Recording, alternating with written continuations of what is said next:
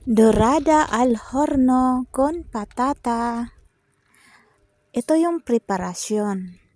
Patatas. Tapos, yung lutuan natin, lagyan natin ng olive oil. Saka natin ilagay yung patatas.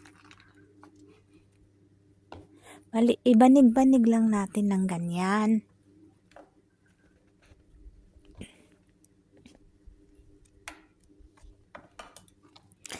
Ayan. At lagyan din ulit natin ng olive oil. Asin, konti lang. Meron tayong lemon, gawin nating juice.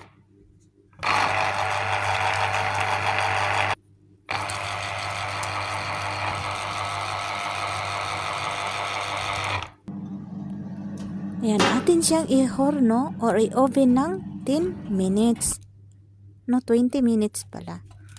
Ayan, ito ang ating isda. Ang tawag dito is dorada. Pero hindi ko alam kung anong pangalan nito. I-check nyo na lang, dorada.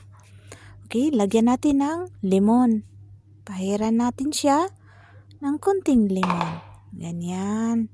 Para maalis yung medyo malangsa.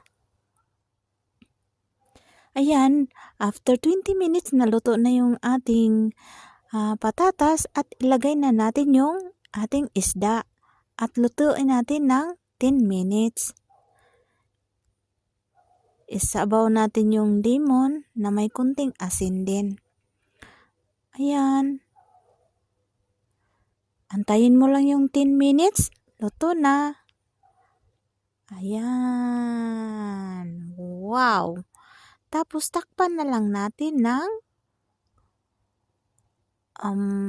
aluminum. Ayan, ready na guys.